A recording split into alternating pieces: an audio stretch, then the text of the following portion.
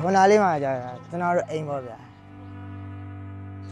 ကျွန်တော်အဲ့လိုပြိုကျလာရင်ကျွန်တော်လမ်းထိပ်ကိုတက်ပြီးကျွန်တော်ဒီတိုက်ကြီးပြိုကျလို့ပါဖုန်းကြီးလက်ထူနေအဲ့လိုကျွန်တော်ကဲကြပါအောင်ဗျာကျွန်တော်အိမ်ကမိသားစုတွေရောကျွန်တော်မိသားစုတွေရောအဲ့ထဲမှာပါသွားလို့ပါလာကဲကြပါလို့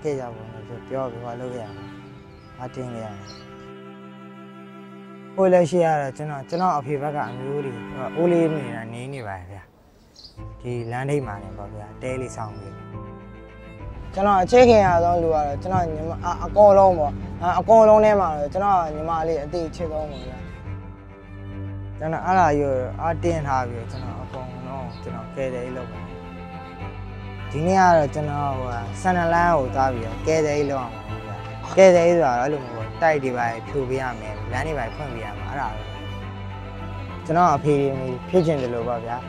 ကိုပိုင်လေးနဲ့ကိုပိုင်တိုက်ခန်းလေးအဲ့လိုမျိုးလေးဖြစ်ချင်တာကျွန်တော်သူတို့ဖြစ်ချင်အောင်လို့လေသူတို့ဖြစ်စေချင်တယ်လို့လည်းကျွန်တော်ကြိုးစားသွားမှာ